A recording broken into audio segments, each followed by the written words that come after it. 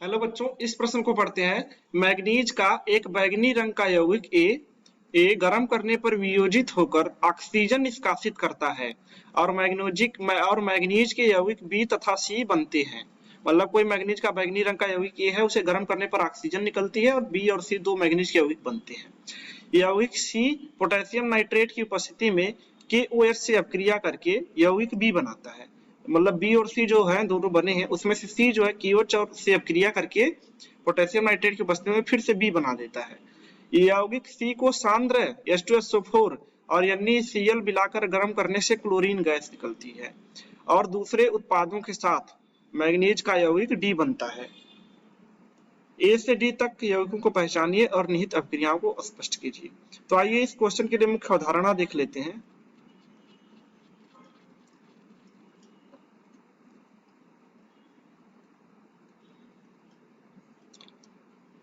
तो इसके लिए आपको मैग्नीज के यौगिकों के बारे में पता होना चाहिए।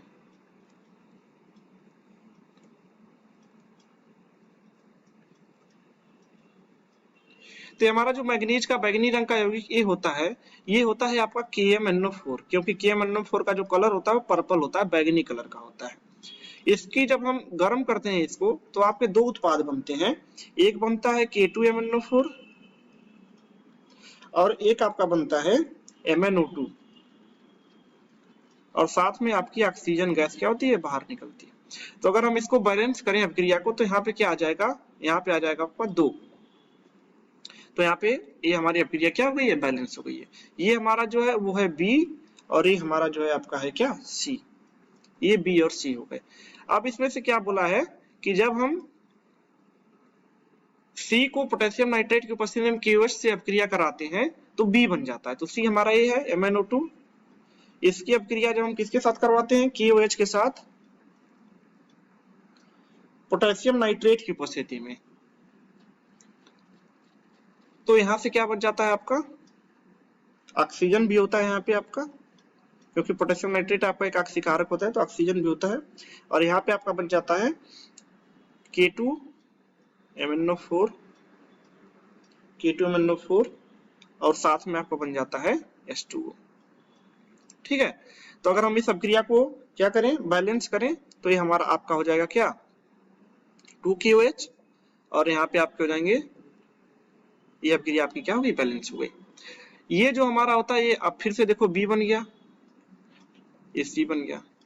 ठीक है। तो ये हमारा फिर से रिएक्शन में लिखा था ना कि जब सी को पोटेशियम नाइट्रेट की उपस्थिति में जब हम अपक्रिया करवाते हैं तो KOH के साथ अपक्रिया करवाते हैं तो फिर से बी बन जाता है। तो यहाँ पे फिर से बी बन गया। अब इस जो सी को फिर से H2SO4 और NaCl के साथ अपक्रिया करवा रहे हैं, ये सी जो हमारा है इसको H2SO4 और NaCl के साथ अपक्रिया करवा रहे हैं, तो क्या बन रहा है, मैग्नीज का एक यौगिक डी बन रहा है और साथ में आपका क्लोरीन गैस बाहर निकल रही है। तो जो मैग्नीज का यौगिक डी बनता है वो क्या होता है, MnCl2 होता है और साथ में आपका बनता है NaHSO4 और आपका बनता है H2O और आपका बनता है क्लोरीन गैस आपकी बाहर निकल जाती है। तो ये आपका क्या हो गया, डी हो गया। अगर इस अपक्रिया को संतुलित करें तो यहाँ पे आपका हो जाएगा 2NaCl और यहाँ पे आपका हो जाएगा 2Na, यहाँ पे आपका हो जाएगा 2H2SO4। ठीक है। तो ये अपक्रिया आपकी संतुलित है।